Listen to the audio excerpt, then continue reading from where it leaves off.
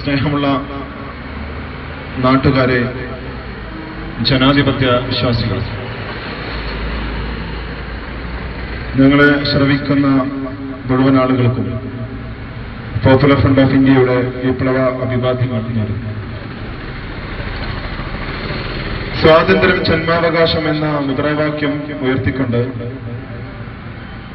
Popular Front of India സംസ്ഥാന വ്യാപകമായി നടത്തുന്ന പൗരാവകാശ പ്രചരണ ക്യാമ്പയിന്റെ ഭാഗമായുള്ള വാഹന പ്രചരണ ജാഥയാണ് ഇപ്പോൾ മയ്യിൽ ടൗണിലെത്തിയിരിക്കുന്നത്.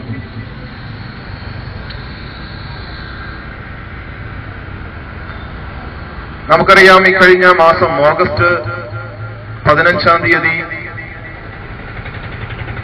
ബ്രിട്ടീഷുകാരിൽ നിന്ന് സ്വാതന്ത്ര്യം നേടിയതിന്റെ ഓർമ്മ പുതുക്കുന്നതിന്റെ ഭാഗമായി ഇന്ത്യ അതിന്റെ സ്വാതന്ത്ര്യദിന ആഘോഷം നടത്തുകയുണ്ടായി.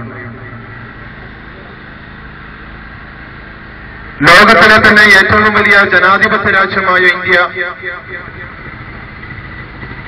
ജനസംഖ്യയിൽ ലോകത്ത് 2ാം സ്ഥാനത്ത് നിൽക്കുന്നു എന്ന് കണക്കുകൾ സൂചിപ്പിക്കുന്നു. ലോകത്തിലെ മൊത്തം ജനങ്ങളുടെ കണക്കെടുത്താൽ 6ൽ ഒരാൾ ഇന്ത്യക്കാരാണ് എന്ന് 121 കോടിയോളം ജനങ്ങൾ വസിക്കുന്ന ഇന്ത്യ എന്ന് പറയുന്ന മഹാരാജ്യത്ത് 6 ഇന്ത്യക്കാരെ എടുത്താൽ അതിൽ ഒരാൾ മുസ്ലിങ്ങളാണ് എന്ന് കണക്കുകൾ പറയുന്നു. ഇന്ത്യയിലെ ഏറ്റവും പ്രബല സമുദായമായ സമൂഹമായ മുസ്ലിം സമുദായം 2 നൂറ്റാണ്ടുകാലം ഇന്ത്യ അടക്കി ഭരിച്ച വൈദേശിക ആധിപത്യത്തിനെതിരെ സന്ധിയില്ല സമരം നടത്തിയ മാനായ സയ്യിദ് മമ്പറം തങ്ങളും അതുപോലെ തന്നെ ആലി മുസ്ലിയാറും വാര്യംകുന്നത്ത് കുഞ്ഞഹമ്മദാജിയും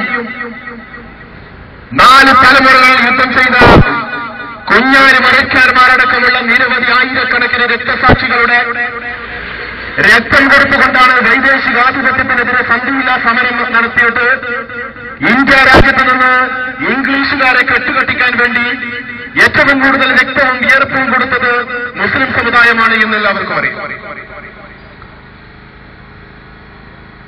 അങ്ങനെ എല്ലാ അർത്ഥത്തിലും ഇന്ത്യയുടെ സ്വാതന്ത്ര്യദിനം ആഘോഷിക്കാൻ അർഹതപ്പെട്ട മുസ്ലിം സമുദായത്തെ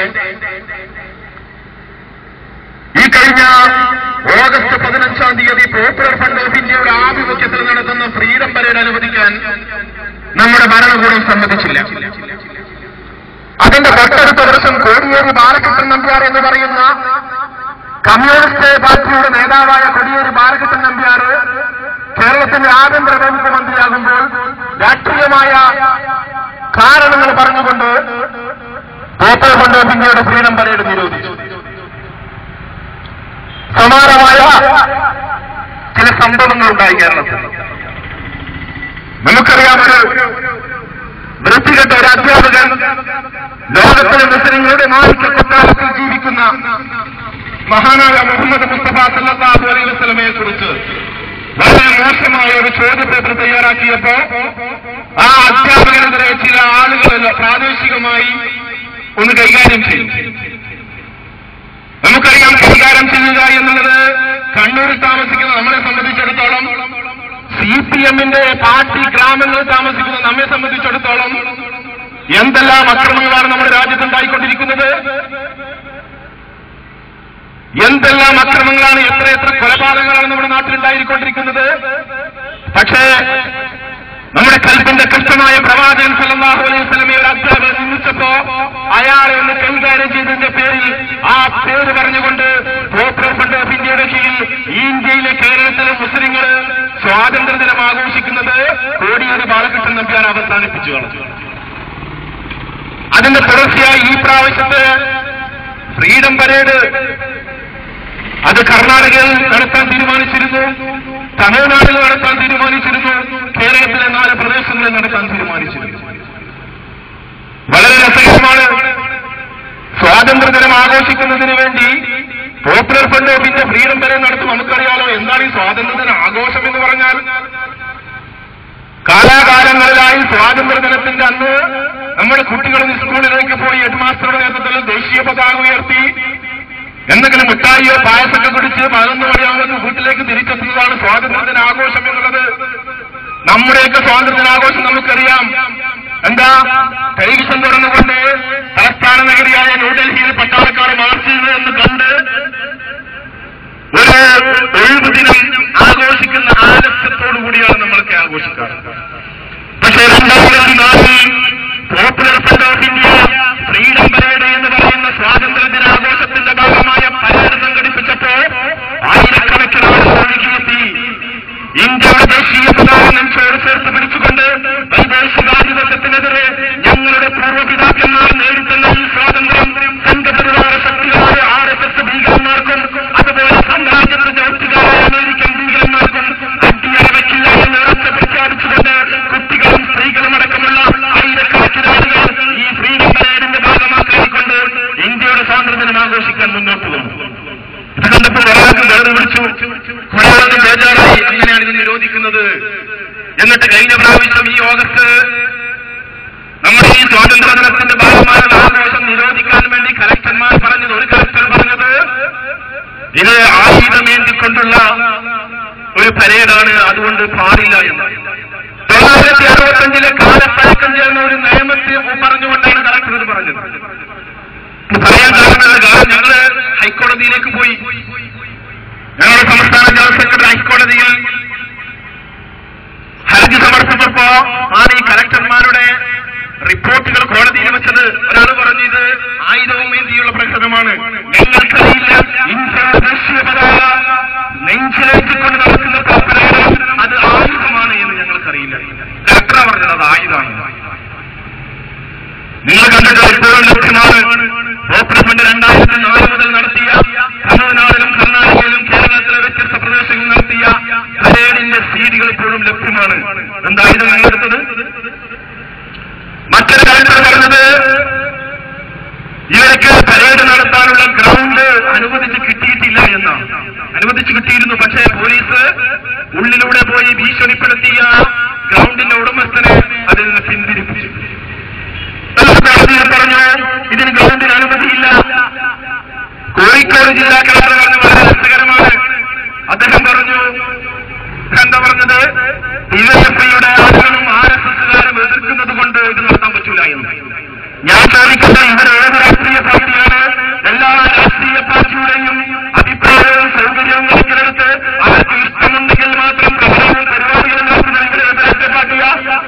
ഏത് സംഘടനകളെ നടത്താൻ പറ്റില്ല? അപ്പോൾ ഡിവൈഎഫ്ഐയുടെയും RSSന്റെയും ഏജന്റായി കളക്ടർമാർ പ്രവർത്തിച്ചുകൊണ്ടിരിക്കുന്നു. ഇങ്ങനെയുള്ളതാണ്. അതുകൊണ്ടാണ് സ്വാതന്ത്ര്യം ജന്മാവകാശമാണ് എന്ന് പറയുന്ന ഈ മുദ്രാവാക്യവുമായി ഞങ്ങൾ ജനങ്ങളുടെ മുന്നിലേക്ക് ഇറങ്ങിയിരിക്കുന്നത്. സ്വാതന്ത്ര്യം എന്നുള്ളത് ജന്മാവകാശമാണ്. ദൈവദത്തമായ ഞങ്ങളിവിടെ ജനിച്ചിരുന്നതിന്റെ പേരിൽ നിൽക്കുന്ന ഓരോ പേരും ലഭിക്കുന്ന അവകാശമാണ് സ്വാതന്ത്ര്യം എന്നുള്ളത്. പൗരാവകാശം എന്നുള്ളത് ഇന്ത്യൻ ഭരണഘടന നമുക്ക് ഓരോരുത്തർക്കും വാഗ്ദാനം നൽകുന്ന അവകാശമാണ്. പൗരം ഓരോ പൗരന്മാർക്കും തുല്യാവകാശം. അതുകൊണ്ടാണ് ഈ ഇത്തരമൊരു പ്രമേയവുമായി പോപ്പുലർ ഫ്രണ്ട് ഓഫ് ഇന്ത്യ നിങ്ങളുടെ മുന്നിലേക്ക് വന്നിരിക്കുന്നത്.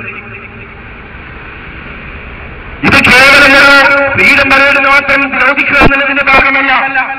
മുസ്ലിങ്ങളെ എന്ന് പറഞ്ഞാൽ ഇടയ്ക്കിടെ ഇങ്ങനെ ഒരു ബോംബൊക്കെ പൊട്ടിച്ച് വളരെ ഭീകരമായ രീതിയിൽ ജീവിച്ച് പൊതുസമൂഹത്തിന്റെ മുന്നിലേക്ക് വരാതെ ഒരുതരം തീവ്രവാദികളായി ജീവിക്കാമെന്നാണോ ഇവിടുത്തെ ഭരണാധികാരികൾ ഇപ്പോഴും ആഗ്രഹിക്കുന്നത്?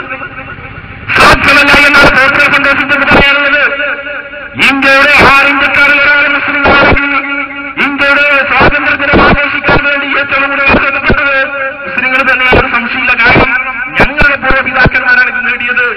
നമുക്കറിയാലോ, CPM-കാരെ പറയണ്ടല്ലോ, CPM-കാർ ക്വിറ്റ് ഇന്ത്യ സമരം നടക്കുമ്പോ ബ്രിട്ടീഷുകാരോട് ഇന്ത്യ വിട്ടു പോകാമെന്ന് ഇന്ത്യയിലെ മുഴുവൻ ജനങ്ങളും ആവശ്യപ്പെട്ടുകൊണ്ടിരിക്കുന്ന കമ്മ്യൂണിസ്റ്റുകാരൻ പറഞ്ഞത് അത് നമ്മളെ കിട്ടില്ല എന്നാ. ഞങ്ങളെ കിട്ടില്ല എന്ന് മാത്രമല്ല, 1947 ഇന്ത്യക്ക് സ്വാതന്ത്ര്യം കിട്ടിയപ്പോ കമ്മ്യൂണിസ്റ്റുകാർ സ്വാതന്ത്ര്യം കിട്ടിയിട്ടില്ല, വെറുതെ പൊട്ടിക്കാണ്, അതുകൊണ്ട് ഇത് ആഘോഷിക്കേണ്ടതില്ല എന്ന് പറഞ്ഞു. റഷ്യക്ക് വേണ്ടിയും ചൈനയ്ക്ക് വേണ്ടിയും നിലകൊണ്ടു കമ്മ്യൂണിസ്റ്റുകാരെന്ന്. പിന്നാലെ മതേതരത്വത്തിനും ദേശീയതയ്ക്കും വേണ്ടി നിലകൊള്ളുന്ന മറ്റൊരു വർഗം നമുക്കറിയാം, RSS എന്ന് പറയുന്ന സംഘപരിവാര ഭീകരന്മാരായ ആളുകള്. അവരുടെ ഭീകരത ഞങ്ങൾ പറയേണ്ടതില്ല.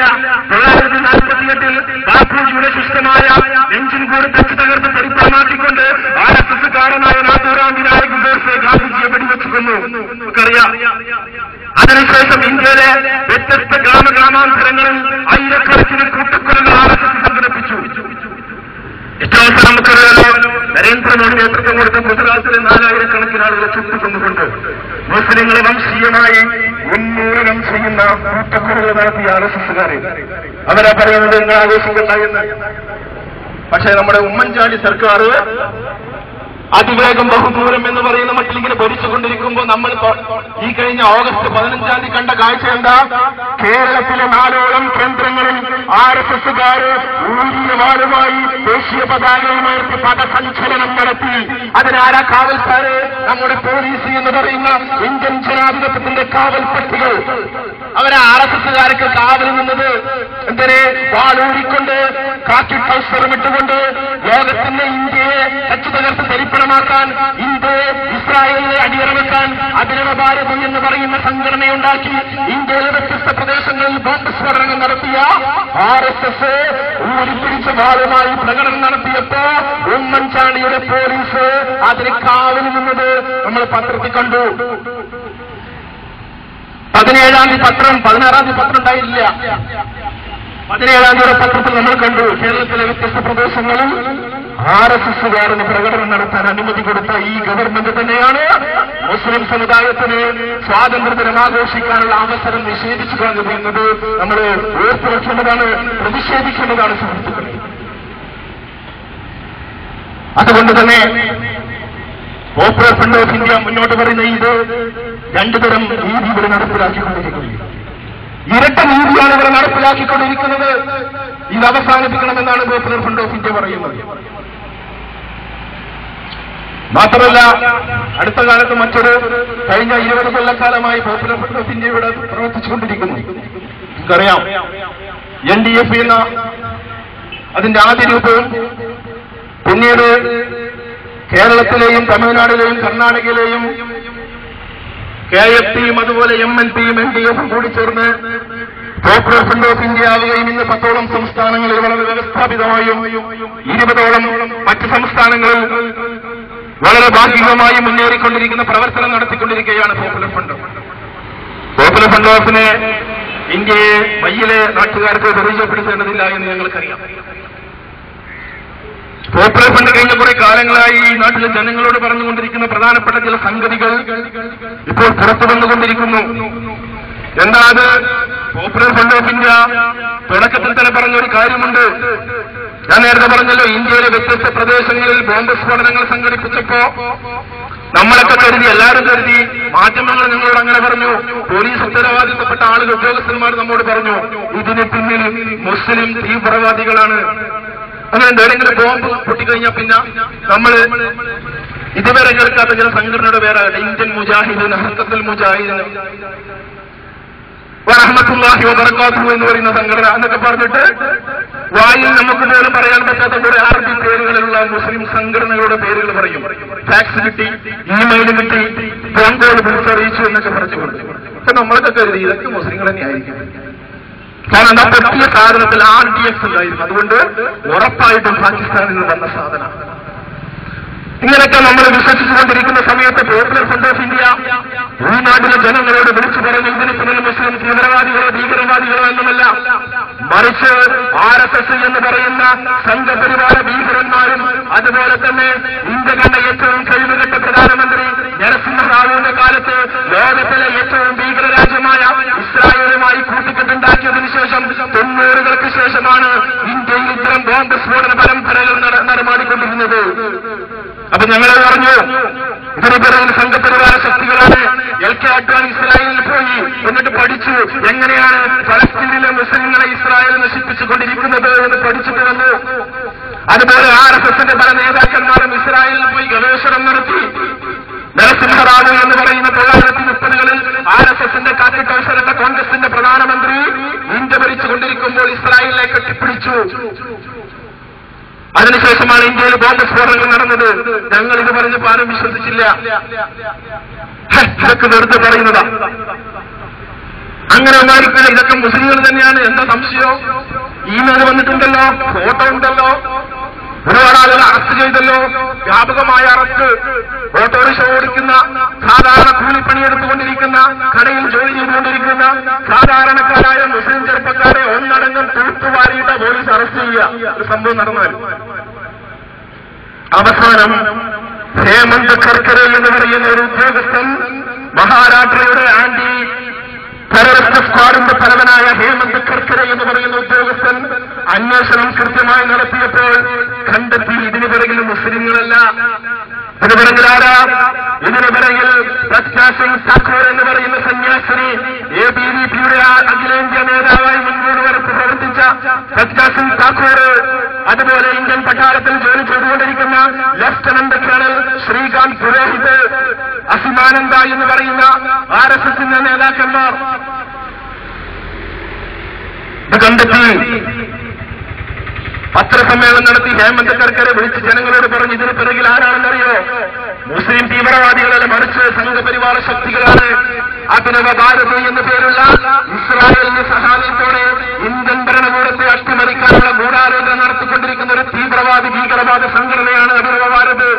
അവരുടെ പ്രവർത്തനത്തിന്റെ ഫലമായാണ് ബറാഅത്ത് രാവിൽ ഷാബാൻ 14 ബറാഅത്ത് രാവിൽ ഒരുമിച്ച് കൂടിയ മഹാരാഷ്ട്രയിലെ മലേഗാവ് എന്ന് പറയുന്ന പ്രദേശത്തെ മുസ്ലിങ്ങൾക്ക് നേരെ ബോംബ് വെച്ചത്, പാകിസ്ഥാനിലേക്ക് പോകുന്ന സംജോത എക്സ്പ്രസിൽ ബോംബ് വെച്ച 68 ആളുകളെ കൊന്നത്, ഹൈദരാബാദിലെ മക്ക മസ്ജിദിൽ ബോംബ് വെച്ചത്, അജ്മീറിലെ ദർഗാ ഷരീഫിന്റെ പരിസരങ്ങളിൽ ബോംബ് സ്ഫോടനം നടത്തിയത്, ഇങ്ങനെ നിരവധി പ്രദേശങ്ങളിൽ ബോംബ് വെച്ചത് RSS ബന്ധമുള്ള സംഘപരിവാറിന് ബന്ധമുള്ള അഭിനവ ഭാരത് എന്ന് പറയുന്ന സംഘടനയാണ് എന്ന് മനസ്സിലാക്കിയപ്പോ ഒരു സുപ്രഭാതത്തിൽ നമ്മളൊക്കെ കേട്ടു, മുംബൈയിൽ ഭീകര ആക്രമണം നടന്നിരിക്കുന്നു.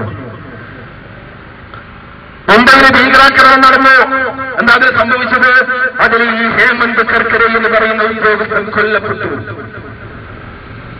എന്തിനാ കൊന്നത്? കാര്യങ്ങൾ കൃത്യമായി അന്വേഷിച്ച് വിളിച്ചു പറഞ്ഞപ്പോ ഹേമന്ത് കർക്കരെ എന്ന് പറയുന്ന നല്ലവനായ പോലീസ് ഓഫീസർ കൊല്ലപ്പെട്ടു. ഇപ്പോൾ ഞങ്ങൾ വിളിച്ചു പറഞ്ഞു. മാത്രമല്ല, അസിമാനന്ദ എന്ന് പറയുന്ന RSSന്റെ ഈ നേതാവ് ജയിലിൽ കിടന്നപ്പോൾ മാനസികമായി ഒരുതരം ചൊറിച്ചിലുണ്ടാവുകയും അയാൾ പറഞ്ഞു, എനിക്ക് താങ്ങാൻ പറ്റുന്നില്ല, എനിക്ക് മജിസ്ട്രേറ്റിനോട് വളരെ സ്വകാര്യമായി ചില കാര്യങ്ങൾ വിളിച്ചു പറയണമെന്ന് പറഞ്ഞുകൊണ്ട് മജിസ്ട്രേറ്റിന്റെ അടുത്ത് സ്വകാര്യമായി അസിമാനന്ദ പറഞ്ഞു, ഇത്തരം സ്ഫോടനങ്ങൾ മുഴുവനും നടത്തിയത് ഞാനാണ് നേതൃത്വം കൊടുത്തത്. ഇന്ദ്രേഷ് കുമാർ എന്ന് പറയുന്ന RSSന്റെ നേതാവാണ്. ശ്രീകാന്ത് പുരോഹിത് എന്ന് പറയുന്ന RSSന്റെ നേതാവായ പട്ടാളക്കാരനാണ്. പ്രജ്ഞാ സിംഗ് ഠാക്കൂർ എന്ന് പറയുന്ന RSSന്റെ സന്യാസിനിയാണ് എന്ന് അസിമാനന്ദ അങ്ങ് വിളിച്ചു പറഞ്ഞപ്പോഴാണ് എല്ലാ ആളുകൾക്കും മനസ്സിലായത് കാവി ഭീകരത എന്ന് പറയുന്ന ഹിന്ദുത്വ തീവ്രവാദികളുടെ പ്രവർത്തനങ്ങൾ വളരെ വ്യാപകമായി ഇന്ത്യയിൽ നടന്നുകൊണ്ടിരിക്കുന്നു എന്ന്. നടന്നല്ലോ ഡൽഹിയിലൊരു ബോംബ് വെച്ചപ്പോ ഇപ്പൊ മുസ്ലിങ്ങൾ അങ്ങനെ പറയില്ല. കാരണം എന്താ? അന്വേഷിക്കട്ടെ, കണ്ടെത്തട്ടെ, ആരാണെന്നറിയില്ല, നിങ്ങൾ നോക്കുന്നുണ്ട് എന്നൊക്കെയാണ്. ഇന്ത്യയുടെ കേന്ദ്ര ആഭ്യന്തരമന്ത്രി ചിദംബരം ഇപ്പോൾ പറയാൻ തുടങ്ങി, ഇന്ത്യയിലെ രണ്ട് ഭീഷണി, ഒന്ന് മാവോയിസ്റ്റുവാദവും മറ്റൊന്ന് കാവി ഭീകരതയുമാണ്, ഹിന്ദുത്വ ഭീകരതയുമാണ് എന്ന് ചിദംബരം പത്രക്കാരോട് വിളിച്ചു പറഞ്ഞു. കോൺഗ്രസിന്റെ സമ്മേളനങ്ങളിൽ പങ്കെടുത്തുകൊണ്ട് പറഞ്ഞു, 2 വെല്ലുവിളി ഇന്ത്യ നേരിട്ടുകൊണ്ടിരിക്കുന്നു എന്ന്. ഇത് തന്നെയാണ് ഞങ്ങളും കഴിഞ്ഞ 20 കൊല്ലമായി കേരളത്തിലെയും മറ്റു ഇന്ത്യയിലെ പ്രദേശങ്ങളിലെ ജനങ്ങളോട് വിളിച്ചു പറഞ്ഞു. ഞങ്ങൾക്ക് സന്തോഷമുണ്ട്. ഞങ്ങൾ കണ്ടെത്തിയ വസ്തുതകൾ ശരിയാണ് എന്ന് ജനത്തിന് ബോധ്യമായ ഒരു സമയമാണിത്. മറ്റൊന്ന് നമുക്കറിയാതെ അടുത്ത കാലത്ത് വളരെ വിവാദമായ മറ്റൊരു സംഗതിയാണ് പോപ്പുലർ ഫണ്ടുമായി ബന്ധപ്പെട്ട ചില വെളിപ്പെടുത്തലുകൾ വന്നു. ആരാ വെളിപ്പെടുത്തിയത്? ഞങ്ങളൊന്നല്ല. വിക്കിലീക്സ് എന്ന് പറഞ്ഞാൽ ഇന്ത്യൻ കമ്മ്യൂണിസ്റ്റ് പാർട്ടിയെ തകർക്കാൻ വേണ്ടി ആരും ഉണ്ടാക്കിയ ഒരു സംഘടനയെന്നല്ല, അങ്ങനെ ആരും വിചാരിക്കേണ്ട സഖാക്കന്മാർ. വിക്കിലീക്സ് എന്ന് പറയുന്നത് അസാഞ്ചെ എന്ന് പറയുന്ന ഒരു സായിപ്പ് ലോകത്തിന്റെ വിവിധ ഭാഗങ്ങളിലുള്ള അമേരിക്കൻ എംബസിയിലും കൗൺസിലേറ്റിൽ നിന്നും ഉദ്യോഗസ്ഥന്മാർ അതീവ രഹസ്യമായി അവരുടെ വാഷിംഗ്ടണിൽ ആസ്ഥാനത്തേക്ക് അയച്ച രേഖകൾ ചോർത്തിക്കളഞ്ഞു. എല്ലാ രാജ്യത്തെ രേഖകളും ചോർത്തി. പല നേതാക്കന്മാരും അമേരിക്കൻ ഉദ്യോഗസ്ഥന്മാരുടെ മുന്നിൽ പോയി പറയുന്ന മുഴുവൻ കാര്യങ്ങളും രഹസ്യമായി അവരയച്ചത് മുഴുവനും ഇന്റർനെറ്റിന്റെ സഹായത്തോടുകൂടി ഇയാൾ ചോർത്തിക്കളഞ്ഞു. ലോകത്തിങ്ങനെ പറയാൻ തുടങ്ങി. നമുക്കറിയാലോ ഇറാഖ് ആക്രമിച്ചത് എന്താ? നമ്മളൊക്കെ എങ്ങനെ വിചാരിച്ചത് സദ്ദാം ഹുസൈൻ അടിച്ച് തകർത്തുകളി എന്നൊക്കെ വിചാരിച്ച് നിൽക്കുമ്പോഴാണ് ഒന്നും സംഭവിച്ചില്ല. കാരണം അമേരിക്ക നമ്മളോട്, നാട്ടുകാരോട്, ജനങ്ങളോട്, ലോകത്തോട് വിളിച്ചു പറഞ്ഞത് സദ്ദാമിന്റെ അടുത്ത് പല ആയുധങ്ങളും ഉണ്ട് എന്ന. ഇത് നാടകമായിരുന്നു എന്ന് വിക്കിലീക്സിന്റെ വെളിപ്പെടുത്തൽ നമുക്ക് മനസ്സിലായി. ഇറാഖിനെ അടിക്കാനുണ്ടാക്കിയ ഒരുതരം നാടകമായിരുന്നു അത്. അങ്ങനെ വിക്കിലീക്സിനെ വെളിപ്പെടുത്തി വന്നുകൊണ്ടിരുന്നപ്പോ അവസാനം നമ്മുടെ കമ്മ്യൂണിസ്റ്റ് പാർട്ടിയെ ബന്ധപ്പെട്ട ചില സംഗതികളും വിളിച്ചു പറഞ്ഞു. എന്താ? കമ്മ്യൂണിസ്റ്റുകൾ പൊതുവെ പറഞ്ഞ് ഞങ്ങൾ സാമ്രാജ്യത്വ വിരോധികളാണ്, ഞങ്ങൾ കപ്പും ചായയും പരിപ്പൂടയും മാത്രമേ കഴിക്കാറുള്ളൂ, ഹംബർഗർ കഴിക്കാറില്ല, ബർഗർ കഴിക്കാറില്ല. ഭയങ്കര സാമ്രാജ്യത്വ വിരോധം. അമേരിക്ക എന്ന് പറയുമ്പോൾ തന്നെ സഖാവിൽ ഇങ്ങനെ ഒരു തരം തെരിപ്പളകുമാണ്. അത് നമ്മൾ വിചാരിച്ച് ഭയങ്കര വിരോധമായിരിക്കും. മാത്രമല്ല മുസ്ലിങ്ങളെ കണ്ണിൽ പൊള്ളിയിടാൻ വേണ്ടി യാസർ അറഫാത്തിന്റെയും സദ്ദാം ഹുസൈന്റെയും ഒക്കെ വലിയ വലിയ വാൾ പോസ്റ്ററുകൾ, കട്ടൗട്ടുകൾ നമ്മോട് പറഞ്ഞു ഞങ്ങളാണ് സാമ്രാജ്യത്തെ എതിർക്കുന്ന ആളുകൾ, കമ്മ്യൂണിസ്റ്റ് പാർട്ടി. കാരണം ഞങ്ങൾക്ക് എതിർക്കാനാണ് അമേരിക്ക ഉള്ളത്, ഞങ്ങൾ അമേരിക്കക്കെതിരാണ് എന്നൊക്കെ പറഞ്ഞ ആൾക്കാർക്ക് വിചാരിച്ചു അവന് ശരിയായിരിക്കും എന്ന് വിചാരിച്ചു. പക്ഷെ പിന്നീട് വിക്കിലീക്സിനെ വെളിപ്പെടുത്തൽ നമുക്ക് മനസ്സിലായി പിണറായി വിജയൻ അടക്കമുള്ള കമ്മ്യൂണിസ്റ്റ് മാർക്സിസ്റ്റ് പാർട്ടിയുടെ നേതാക്കന്മാർ അമേരിക്കൻ ഉദ്യോഗസ്ഥന്മാരുടെ മുന്നിൽ നിന്ന് ദാസവേല ചെയ്തുകൊണ്ട് കുറച്ച് പണം ഞങ്ങൾക്ക് നൽകണേ, കുറച്ച് പണം ഞങ്ങൾക്ക് നൽകണേ, കുറച്ച് പണം ഞങ്ങൾക്ക് നൽകി സഹായിക്കണേ എന്ന് വിലപിച്ചുകൊണ്ടിരിക്കുന്നു. മാത്രമല്ല വിളിച്ചു പറയാ കൊക്കക്കോളക്കെതിരെ നടത്തുന്ന സമരം നമ്മൾക്ക് എന്താ പറഞ്ഞ സഖാവ് VS ഒക്കെ വന്നിട്ട് പറയും താജ്മലയിലെ കൊക്കക്കോള കമ്പനിക്കെതിരെ സമരം നടത്തുന്നത് മാർക്സിസ്റ്റ് കമ്മ്യൂണിസ്റ്റ് പാർട്ടിയാണ്. എന്തിനെതിരെ? ആ കോളവൽക്കരണത്തിനെതിരെ, സാമ്രാജ്യത്വത്തിനെതിരെ. പക്ഷെ പിണറായി വിജയൻ അമേരിക്കൻ ഉദ്യോഗസ്ഥന്മാരോട് ഒരു പറഞ്ഞു അതൊക്കെ വെറുതെയാണ്, അതൊക്കെ പ്രാദേശികമായ ലോക്കൽ സംഭവങ്ങളാണ്, നമ്മളൊന്നും അങ്ങനത്തെ പരിപാടിക്കില്ല, അതുകൊണ്ട് സായിപ്പെ കുറച്ച് പൈസ തരണം നമുക്ക്. ഇതാ സാമ്രാജ്യത്വ വിരോധം. പിണറായി വിജയൻ മാത്രമല്ല ബുദ്ധദേവ് ഭട്ടാചാര്യ എന്ന് പറയുന്ന ബംഗാളിലെ മുഖ്യമന്ത്രി പറയുന്നത് കമ്മ്യൂണിസം എന്ന് പറയുന്ന സാധനം കാലാഹരണപ്പെട്ടു പോയി, ഇത് മാറ്റേണ്ട സാധനമാണ്, നമ്മളിങ്ങനെ വെറുതെ നിൽക്കുകയാണ്, അതുകൊണ്ട് നമ്മൾ സഹായിക്കാമെന്ന് അമേരിക്കയോടാണ് പറയുന്നത്. അതുപോലെ തന്നെ ബംഗാളിലെ മറ്റൊരു നേതാവ് പറഞ്ഞു പ്രകാശ് കാരാട്ട് തീരെ പോരാ, ഞങ്ങൾ വെറുതെ ആക്രമണം വിചാരിച്ചല്ല, സീതാറാം യെച്ചൂരിയാണ് ഞങ്ങൾ ഉദ്ദേശിച്ചത് എന്നൊക്കെ പറഞ്ഞ് പാർട്ടിയുടെ അതീവ രഹസ്യമായ സംഗതികൾ അമേരിക്കൻ കൗൺസിലേറ്റിന്റെ ഉദ്യോഗസ്ഥന്മാരോട് വിളിച്ചു പറഞ്ഞുകൊണ്ട് അമേരിക്കക്ക് പിടിപടി ചെയ്യുന്ന കമ്മ്യൂണിസ്റ്റുകൾ ഇവർ ഇത്രയും കാലം കേരളത്തിലെ ജനങ്ങളെ പറ്റിച്ചുകൊണ്ടിരിക്കുന്ന പ്രിയമുള്ളവരെ ഞങ്ങൾ സാമ്രാജ്യത്തിനെതിരാണ് എന്ന് പറഞ്ഞു. മാത്രമല്ല ഈ സംഭവം വെളിക്ക് വന്നപ്പോ അത് ബേജാറായി. എന്നിട്ട് ദക്ഷിണാമൂർത്തി എന്ന് പറയുന്ന ദേശാഭിമാനി പത്രത്തിന്റെ പത്രാധിപർ, ദേശാഭിമാനി പത്രം നമുക്കൊക്കെ അറിയാം എല്ലാ കടകളിലും നിർബന്ധമായി ഇടണം, ആരും വായിക്കാറുണ്ടാവില്ല, ദേശാഭിമാനി എന്തെങ്കിലും വായിക്കാറുണ്ടാവും. പക്ഷെ അതിന്റെ അടിയിൽ വേറൊരു പേര് കൂടി, ദക്ഷിണാമൂർത്തി, അദ്ദേഹമാണ് പത്രാധിപർ, CPM-ന്റെ തലമുതിർന്ന നേതാവ്. ഈ സംഗതി വിക്കിലീക്സിന്റെ വെളിപ്പെടുത്തൽ വന്ന് ആകെ നാണം കെട്ടപ്പോ ദക്ഷിണമൂർത്തി വിളിച്ചു പറഞ്ഞു. എന്താ വിളിച്ചു പറഞ്ഞത്? ഞങ്ങൾ സാമ്രാജ്യത്വത്തിനെതിരാണ്, പക്ഷെ അമേരിക്കക്കെതിരല്ല. എന്താണോ ഈ സാമ്രാജ്യത്വം എന്ന് പറഞ്ഞാൽ അതെന്താണ് സാധനം? എന്താ സാധനം? അത് ഞങ്ങളെ അമേരിക്കക്കെതിരല്ല, അമേരിക്കൻ പട്ടാളത്തിനെതിരല്ല, വൈറ്റ് ഹൗസിനെതിരല്ല, ഒബാമയ്ക്കെതിരല്ല, അതുപോലെ സെനറ്റിനെതിരല്ല, പിന്നെ ആർക്കെതിരെ? ഞങ്ങൾ സാമ്രാജ്യത്തിനെതിരാണ്. ആരായി പറഞ്ഞു പറ്റിച്ചുകൊണ്ടിരിക്കുന്നത്? വളരെ കൃത്യമായി ലോകത്തിലെ മുഴുവൻ കുട്ടികൾക്കും അറിയാം, ലോകത്തിന്റെ വ്യത്യസ്ത പ്രദേശങ്ങളിൽ സാമ്രാജ്യത്വ അധിനിവേശം നടത്തിക്കൊണ്ടിരിക്കുന്നത് അമേരിക്കയാണ്. അമേരിക്ക വെറും സാമ്രാജ്യത്വ അധിനിവേശം മാത്രമല്ല, മൂലധനം കയറ്റി അയച്ചുകൊണ്ടുള്ള അമേരിക്കൻ അനുകൂല പ്രവർത്തനങ്ങൾ നടത്തിക്കൊണ്ടിരിക്കുന്നു എന്ന് വളരെ കൃത്യമായി കമ്മ്യൂണിസ്റ്റ് പാർട്ടികൾക്കറിയാം, മാർക്സിസ്റ്റുകാരനറിയാം. ഇത് മറച്ചു വെച്ചുകൊണ്ടാണ് രാഷ്ട്രവേല ചെയ്യുന്നത് അമേരിക്കയ്ക്ക് വേണ്ടി. ഇത് തിരിച്ചറിയണം.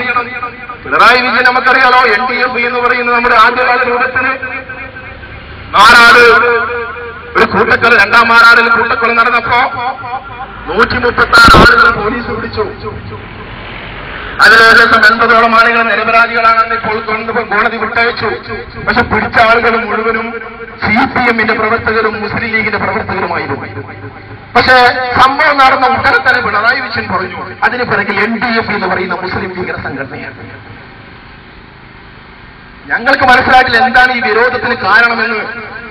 പിണറായി വിജയൻ വളരെ ദുരൂഹമായ വ്യക്തിത്വത്തിന് ഉടമയാണ്. നമുക്കറിയാലോ, ബാഗിലാണ് വെടിയുണ്ടയുമായി നടക്കല്. അപ്പൊ റിവോൾവർ ആരെ കൈവരാന്ന് എനിക്കറിയില്ല. പക്ഷേ വെടിയുണ്ടാവാനായി ബാഗിൽ വെടിയുണ്ടയുമായി നടക്കുമ്പോൾ ചെന്നൈയിൽ വെച്ച് പിടിക്കപ്പെട്ടു. വളരെ ദുരൂഹമായ ഒരു വ്യക്തിത്വത്തിന് ഉടമയാണ് പിണറായി വിജയൻ. അപ്പൊ ഈ പിണറായി വിജയനാണ് NDF എന്ന് പറയുന്ന അല്ലെങ്കിൽ പോപ്പുലർ ഫ്രണ്ട് എന്ന് പറയുന്ന ഈ ചെറിയ സംഘടനയെ എതിർക്കാൻ വേണ്ടി മുൻപിൽ നിൽക്കുന്നത്. ഞങ്ങളിങ്ങനെ ആലോചിച്ചപ്പോൾ കാരണം കിട്ടിയില്ല. ഇപ്പൊ വിക്കിലീക്സിന്റെ വെളിപ്പെടുത്തൽ വന്നപ്പോഴാണ് ഞങ്ങൾക്ക് മനസ്സിലായത് അമേരിക്കക്ക് വേണ്ടി വിടുപണി ചെയ്യുന്ന പല ആളുകളുമുണ്ട്. അതിൽപ്പെട്ട ചില ആളുകളാണ് ഇവരൊക്കെ. കാരണം അമേരിക്ക ഒരുപാട് രേഖകൾ വിക്കിലീക്സ് പുറത്തുവിട്ടപ്പോൾ പോപ്പുലർ ഫ്രണ്ടിനെ സംബന്ധിച്ചിടത്തോളം വളരെ അഭിമാനമുണ്ട്. കാരണം ഞങ്ങൾ ചെയ്യുന്ന അപരാധം അമേരിക്കയെ എന്ന് പറയുന്ന ഭീകര തെമ്മാടി രാജ്യത്തെ എതിർക്കുക എന്നുള്ളത് മാത്രമാണ്. അതുകൊണ്ടാണ് ഞങ്ങൾ എതിർക്കുന്നത്. ഞങ്ങൾക്കറിയാം. കാരണം എന്താ, അമേരിക്കയിലെ കോൺസുലേറ്റിന്റെ ഉദ്യോഗസ്ഥന്മാർ വളരെ കൃത്യമായി പറയുന്നു, NDF അല്ലെങ്കിൽ പോപ്പുലർ ഫ്രണ്ട് എന്ന് പറയുന്ന സാധനമുള്ള കാലത്തോളം അമേരിക്കയുടെ ഉൾപ്പണിയും വടക്കേ മലബാർ ഭാഗങ്ങളും നടക്കുകയില്ല. കാരണം ഒരുപാട് പരിപാടികൾ കോഴിക്കോട് നടന്ന ഭാരതീയ ഭദ്രാൻ എന്ന് പറയുന്ന അമേരിക്കയിലെ ഒരു പെണ്ണ് വന്നുകൊണ്ട് സ്ത്രീകളും ഇസ്ലാമും എന്ന് പറയുന്ന വിഷയം മറ്റ് സിംബോസിയം വെച്ചപ്പോ അമേരിക്കൻ ഉദ്യോഗസ്ഥന്മാരുടെ ആ പരിപാടി NDF തടസ്സപ്പെടുത്തി. ഞങ്ങളുടെ തടസ്സപ്പെടുത്തി. JDP മുസ്ലിം വ്യക്തിങ്ങാനയിൽ അമേരിക്കൻ പണ്ഡിതൻ എന്ന് പറഞ്ഞ ഒരാൾ വന്ന് പ്രസംഗം നടത്തിയപ്പോൾ ഞങ്ങളത് തടസ്സപ്പെടുത്തി. കോഴിക്കോട് ജില്ലയിലെ ഒരു ലൈബ്രറി ഏറ്റെടുക്കാൻ അമേരിക്കൻ കോൺസുലേറ്റ് ഉദ്യോഗസ്ഥന്മാർ വന്നപ്പോൾ ഞങ്ങളത് തടസ്സപ്പെടുത്തി. ഇങ്ങനെ വ്യത്യസ്ത പരിപാടികൾ ഞങ്ങൾ തടസ്സപ്പെടുത്തി. ഇപ്പൊ അമേരിക്കക്കാരൻ ഉദ്യോഗസ്ഥന്മാർ പറയാണ്, നിങ്ങൾ പോപ്പുലർ ഫ്രണ്ടിനെ സൂക്ഷിക്കണം, പോലീസ് സഹായത്തോടുകൂടി മാത്രമേ ഈ ഇടപെടലുകൾ നടത്താൻ പാടുള്ളൂ എന്നാണ് വിക്കിലീക്സിന്റെ ഈ രേഖയിൽ നിന്ന് വെളിപ്പെട്ടു വന്നത്. ഞങ്ങളുടെ പ്രവർത്തനമൊന്നും ഞങ്ങളുടെ വർത്താനമൊന്നുമല്ല. രണ്ടുതരം വർത്താനം ഞങ്ങൾ പറയാറില്ല. പറയുന്നതിന് ഉറച്ചു നിൽക്കുന്നതിന് ഏറ്റവും വലിയ സാക്ഷ്യപത്രമാണ് ഈ വിക്കിലീക്സിന് വെളിപ്പെടുത്തൽ. മാത്രമല്ല, ഈ വിക്കിലീക്സിന്റെ വെളിപ്പെടുത്തൽ ഇങ്ങനെ നടന്നുകൊണ്ടിരിക്കുമ്പോ വേറൊരാള് അറിയാം, ആള് ഭയങ്കര സംഭവമാണ്, ഒരു സുന്ദരനുമാണ്. കേരളത്തിലെ മുസ്ലിങ്ങളുടെ സുകുമാര കലയാണ് ഈ ആശ. എവിടെ പോയാലും ഒരു പാട്ടങ്ങ് പാടിക്കളയും. മറ്റു ചില സ്ഥലങ്ങളിൽ പോയാലും ഒന്ന് ഡാൻസ് ഒക്കെ ചെയ്ത് കളയും. നമ്മുടെ ബഹുമാനപ്പെട്ട സാമൂഹ്യക്ഷേമ വകുപ്പ് മന്ത്രി MK മുനീർ അയാളും പറഞ്ഞു അമേരിക്കൻ ഉദ്യോഗസ്ഥന്മാരോട്. ഞാൻ പറഞ്ഞത്, എന്റെ സംസ്ഥാന സെക്രട്ടറി തീവ്രവാദികളുമായി ഭയങ്കര ബന്ധമുള്ള ആളാണ്. എന്റെ സംസ്ഥാന സെക്രട്ടറി, എന്റെ നേതാവ് തീവ്രവാദികളുമായി ഭയങ്കര ബന്ധമുള്ള ആളാണ്. NDF-ന് വയനാടിൽ ചില കേന്ദ്രങ്ങളിൽ പരിശീലനം നടന്നുകൊണ്ടിരിക്കുന്നു. ഇങ്ങനെ യാതൊരു ഉറപ്പില്ലാതെ, ഒരു വസ്തുതയുമില്ലാതെ അമേരിക്കൻ സായിപ്പ് വന്നപ്പോ കവാത്ത് മറന്നുകൊണ്ട് തത്ത പറയും പോലെ സ്വന്തം പാർട്ടിയുടെ നേതാവിനെ കുറിച്ചും സ്വന്തം സമുദായത്തെക്കുറിച്ചും ഒറ്റുകാരനായിക്കൊണ്ട് CH മുഹമ്മദ് കോയ എന്ന് പറയുന്ന ആദരണീയനായ ഒരു മന്ത്രിയുടെ, ഒരു നേതാവിന്റെ, ഒരു സ്പീക്കറുടെ മുഖ്യമന്ത്രിയായിരുന്ന, ഉപമുഖ്യമന്ത്രിയായിരുന്ന CH-ന്റെ പുത്രനാ വിളിച്ചു പറഞ്ഞത് അമേരിക്കൻ സായിപ്പിനെ കണ്ടപ്പോ. എന്നിട്ട് പറഞ്ഞു, ഞാൻ അങ്ങനെയൊന്നും പറഞ്ഞിട്ടില്ല, സായിപ്പൊക്കെ എന്റെ ചങ്ങാതിമാരാണ്, അമേരിക്കൻ കോൺസുലേറ്റ് എനിക്ക് ഒരുപാട് സുഹൃത്തുക്കളുണ്ട് എന്ന്. എന്തിനാ അമേരിക്കൻ കോൺസുലേറ്റ് ഇങ്ങനെ സുഹൃത്തുക്കൾ ഉണ്ടാക്കുന്നത്? എന്തിനാണ് അമേരിക്കൻ കോൺസുലേറ്റ് ഇത്രമാത്രം സുഹൃത്തുക്കൾ? ഇത് അമേരിക്കയുടെ തന്ത്രമാണ്. ആവശ്യക്കാരൻ ഇവിടെ പൈസക്ക് ഏറ്റവും കൂടുതൽ ആവശ്യം ആർക്കാന്ന് വളരെ കൃത്യമായി അമേരിക്കക്ക് അറിയായിരുന്നു. കാരണം ഒരു ചാനൽ നടത്തിയിട്ട് സ്വന്തം നേതാവിനെ കുറിച്ച് ഒരു നാടകം ഉണ്ടാക്കി ഒരു വേശ്യാപ്പെണ്ണിനെ കൊണ്ടുവന്ന് ചാനൽ അവതരിപ്പിച്ച് അത് 15 വർഷമായി കേരളത്തിൽ ചറപറായെന്ന് ചർച്ച ചെയ്തുകൊണ്ടിരിക്കുന്ന ഒരു വിഷയമാക്കി മാറ്റിയെടുത്തതും ഈ ബഹുമാനപ്പെട്ട നമ്മുടെ മന്ത്രിയായിരുന്നു MK മുനീർ.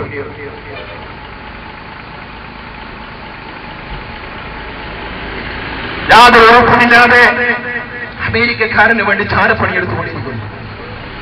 ഇത് തിരിച്ചറിയണമെന്നാണ് പ്രിയമുള്ളവരെ പോപ്പുലർ ഫ്രണ്ട് ഈ നാട്ടിലെ നല്ലവരായ ജനങ്ങളോട് പറയുന്നത്.